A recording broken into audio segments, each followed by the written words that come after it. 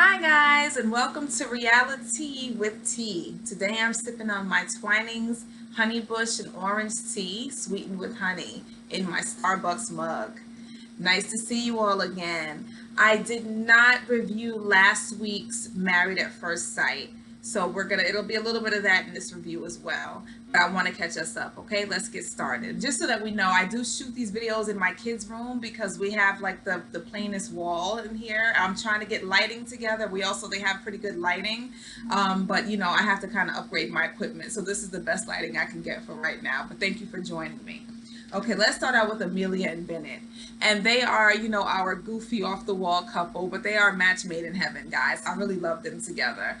You see them, in the hotel room after the reception. He puts on a dress to go to bed, which is so wild. And she's like, "Do you wear a dress?" And she thinks it's hilarious and she loves it. And he thinks it's so funny because he can stretch himself into it and this whole thing.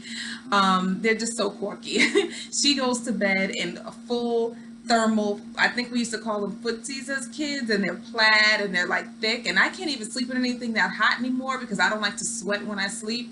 But I don't know, I guess that's sexy to them. It seems that he liked it. I would think that she would try to, get into something a little bit more comfortable, I don't know, for the wedding. But hey, this is how they do, this is their zhuzh, so we'll let them do it. Okay. um the families love each of them. The next morning we see them wake up and they go to meet with the other's family. So Bennett's family loves Amelia. Amelia's family loves Bennett because they're the perfect match. I would be very surprised if they don't make it. They start talking to Amelia about how he really doesn't want kids, and if he does, he would adopt. And she's like, "Oh my God, I was ready to have kids at like 23 years old." So that's something that they're gonna have to talk about when they get back together. When she does get back with him afterwards and they debrief about meeting each other's families, she does bring up the topic of kids. And he is like, "Okay, it's been like we've known each other for like 24 hours. I feel like we can talk about this at another time. But if you want to go there," he says that he feels having biological kids is unethical because the world is overpopulated, and he feels like you should adopt because there's so many kids that need families. Okay. She respects it, but I think that she also wants her own kids. But he says, if we get to a point where, I like that he's realistic because he's like, "I'm not there yet. We just met. But if we get to a point and it seems like we might be headed that direction where I'm completely smitten and it would make my wife happy to have biological kids, I'm open to it. Why not? So it seems like they're both willing and able to just kind of meet each other halfway. So I think it's pretty much good groundwork for a good relationship. She also brings up, and her family brought up, that she is applying for residencies in different areas in the country, and they want to know, is he open to moving, to relocating? And he hadn't thought about that yet. But again, he's like, "Okay, I've known her for 12, 24 hours. If the time comes and that happens, we'll see. I'm open to it." He's not against anything. He seems like he's down for whatever. So we'll see how that goes. Next, we have Brett and Olivia. Now, Brett was the one that we were all very worried about, right? Because he showed his ass during that bachelorette party, during his bachelor party. He was trying to talk to other women. He was a sloppy drunk. He ended up disappearing at the end of the night. Nobody knows where he ended up. But for some reason, now Brett is like, he's like the poster boy. Like he put on his glasses and he's a different person. That's just like his Clark Kent. He's so sweet. He really likes his wife. I thought that maybe she would be a little bit too reserved. I know she's very much into Christianity and her religion, but he seems to be into it. She likes him a lot. They have chemistry. He's into her. He seems pretty pleased with his match. So we're going to see how this goes. Now, the only thing is, when he drinks, this is going to be interesting. When they go out and he gets some drinks, is he going to start acting a damn fool again? Because our first impression of him was a pretty bad one. But somehow he flipped it and turned it around. And even after meeting his family and all the sarcasm and everything, she met with the family the day after the wedding, and the brothers seemed, they seemed to like her. They seemed to actually be giving her, some good advice, and not just, wallowing in their sarcasm and their self-pity or whatever. And she liked them. And then the same with her family. Her father questioned him about Christianity and how he felt about it. And it seems that maybe he was raised in the church, but maybe he's now agnostic. But he said he does respect the values that Christians are brought up to believe and but he is, he's going to remain agnostic. But it seems that he's not against Christianity, which is a good thing. So we'll see how that works out for them. The funny thing about her family is that they told him, one thing Olivia doesn't like are rude people. She doesn't like rude people. So that's interesting because we see that when he gets drunk, he can be rude and obnoxious. So we're going to see how that could work. But so far, she seems okay with his sarcasm. She seems to get him, and she seems to think that he's hilarious. Now, is that going to run out in time? We don't know. It's only day one. But we'll see. We'll see where they end up. Next, I have Woody and Amani. I really like Woody. I like that he is so open to her family. Last week he met, I think she has a dad and stepdad who are very much in her life. And he said, I was not raised with a father. So just meeting you guys and having you guys in my life would be a great help. I always wanted somebody I can call and ask for advice. And they seem open to being that person for him. So he seems very open to becoming a part of her family and really just kind of, they're having a good time. And also, I actually want to be a part of your whole, of your family. So we'll see how that goes. After the wedding, Woody and Amani go to see Miles and Karen because, Woody and Miles are best friends. So, they come into the hotel room, they're all hyped. They're like, hey, how you doing? This is my wife. Let me meet your wife. The whole thing. And Karen, she's kind of reserved. And she's like, hi, how you doing? Time, I don't know how I feel about her. Time will tell. She seems very reserved. So there's something holding her back. Now, I don't want to judge her too soon because everything is happening very fast. And she said she's not a risk taker. So we have to give her some time. But I'm hoping that she'll open up a little bit because, she kind of she went to sleep in her dress. She did ask him for a foot massage and he did oblige. She gave her a foot massage. But she just kind of it seems like I hope they don't go into the friendship zone where it's like, oh, he's a nice guy. He's a good friend type of a thing. And because she's not so into the type, she said that he's not her type. So I don't know. We'll see how that goes. So I just skipped over to Karen and Miles. So that's what I think about them. So let me just finish with them. I think Miles is still a sweet guy. He's very accommodating. He's like a big old teddy bear, and it's like whatever you want, whatever's going to please you. And I think she met with his family and his family told her, basically he's sensitive. The mother is like, I'm a mama bear. You got to treat him right. I don't want you hurting him. She kind of came at her pretty strong, this is my baby type of a thing. And, you treat him well. And it seems that she appreciated that.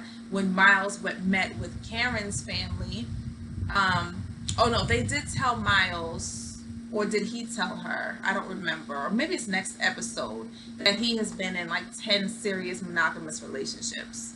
And so she's wondering, am I going to be just number 11 just because you like to be in relationships? You know what I mean? What's going wrong?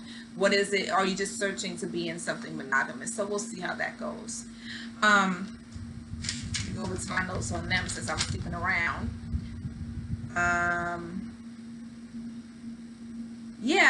Mom wants to know,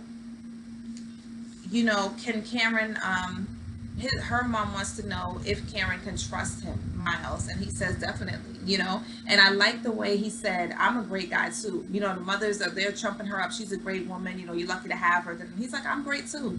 And I say the same thing. When people are like, oh, you're lucky to have your man, I'm like, yeah, I am lucky, but he's lucky too. Let's not get it twisted. We're both the prize here, okay? So neither one of us need to mess up. And I like how he was like, I'm a good guy too. It's not that, oh, you need to do this to show yourself to me. It always comes down to you need to impress me and da-da-da. No, she needs to also impress me. And I agree with him. So kudos to Miles, okay? And I love the confidence. Let's see. Karen talks to Miles' dad, and I just made a note of that because he is hilarious. I think Miles' dad has such personality. The mother's a little strong, but the father is hilarious, and it seems like he had him young, and he seems like he's a lot of fun. So I'm always looking up like, oh my God, he seems like he would be so cool to chill with.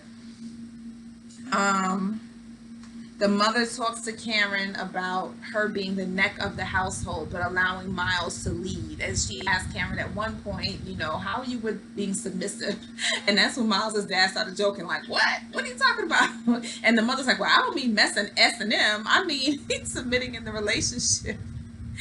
And and Karen said she's cool with that. She said, I understand. I want my man to be the head of the relationship. And then somebody else at the table said, yeah, you're the neck.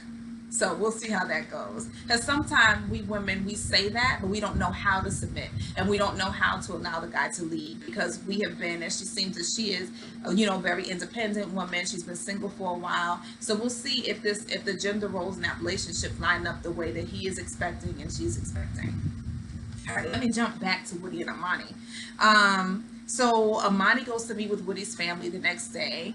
And the mom, they're talking, they're having a good time, and I think it was mom and aunt and grandma there. But mom just comes out and says, listen, I have seen him explode. She said, like real down southern, home. She said, I done seen the devil come out of him.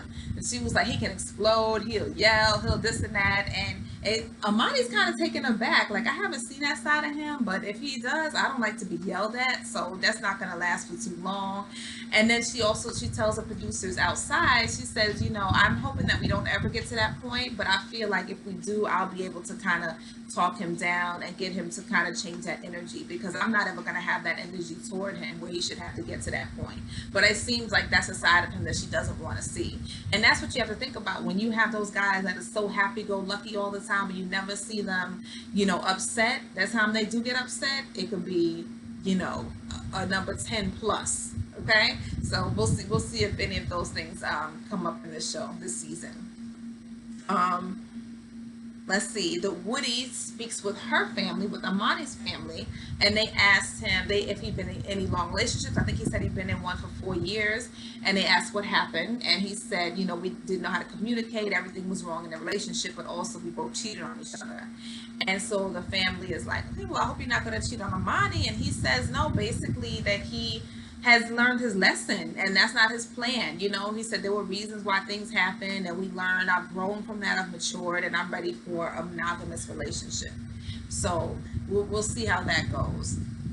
Outside, Woody and Amani talked to each other about the discussions that were had between their families, and she did bring up his rage level in the past, and he was very open. He was kind of like, yeah, I did have some anger problems, but it seems he says now he knows how to contain it. He knows how to navigate it. So, people, growing up, and nobody's perfect, and I would say most people are not taught the ways to really communicate your feelings growing up. We're not taught the proper ways to deal with anger and rage. So those things happen, but guess what? Once you know better, you do better. Maybe he knows better. Has he been able to practice doing better? We don't know. This time will tell, but we have to give people grace and give them a chance to grow and learn and do better. So then they're headed off to Mexico, and then you see Amani and both Karen. I guess they took some time away from filming, and after the brunches, and they said, hold on, let me go get my hair done. We're going to an island, and that's how us black girls do. We're going ahead and get our hair braided up because we don't want to deal with our natural hair in the water. It's too much. It's going to take too much time from our vacation. So let me go get my hair braided so I don't have to deal with it. So I was like, yes, I hear you. Go girls. That was good to see, because I do the same exact thing.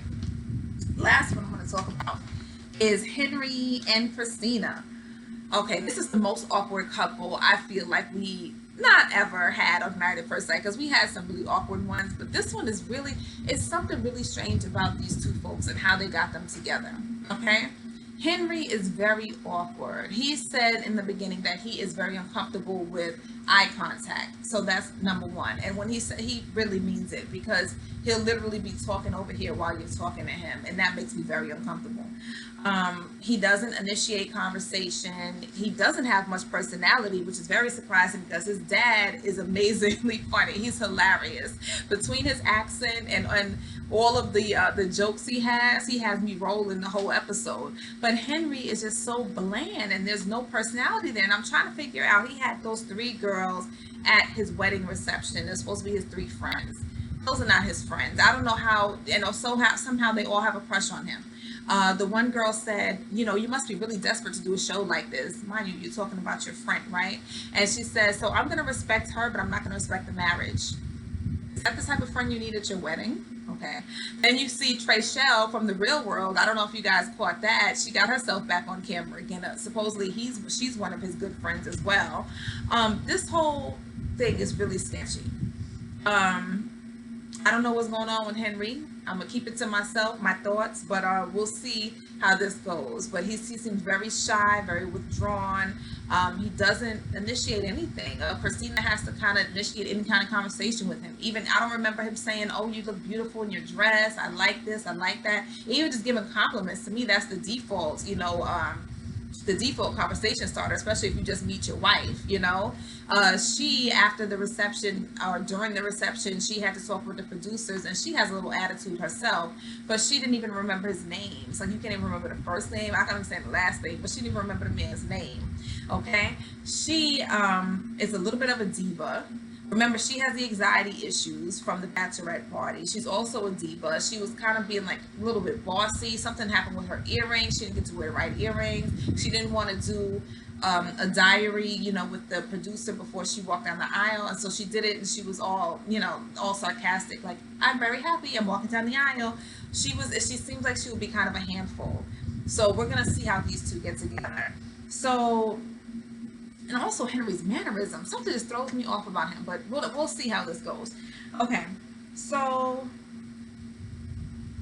she asked him, when they started to get to talk to each other, she asked him, where have you traveled? And he says, and they're in New Orleans, he says, oh, I've been to I think he said North Virginia, D.C. area, and I really like it there. And she's kind of like, womp, womp, Virginia? Asked you where you've traveled. So apparently she's well traveled. She says she's been to Paris and Amsterdam and here and there and here and there. And it's great to be a traveler, but she seems like a snobby traveler because she has taken every opportunity since she found out he has been nowhere to bring it up and kind of throw it in his face for the rest of the episode.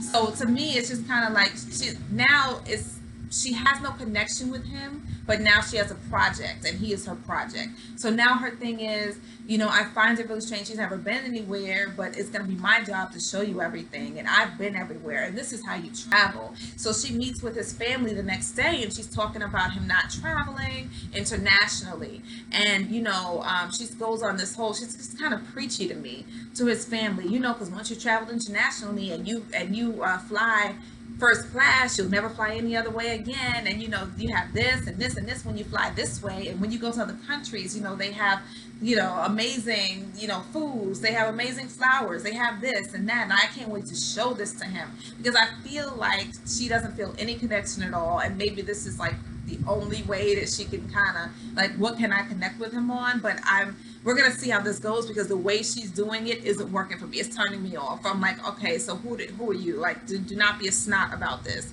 He's never been anywhere. Great, but you can experience these things with him for the first time together without throwing it in he or his family's face the entire time. He's not gonna enjoy it. You're not his tour guide. Just enjoy yourself, relax, and try to see if you can connect with him and kind of build some sort of a marriage. Okay, let's see. Do I have anything else? No, they're both pretty boring. Yeah, I wrote a lot about blah blah blahs about the international travel conversation. She doesn't interest me too much either. I don't think she has much of a personality, and if she does, I don't think it's a great one. But we'll see. I've been surprised before with Married at First Sight, so we'll give it a shot. Please write me in the comments. Please like and subscribe, and I hope to speak to you soon.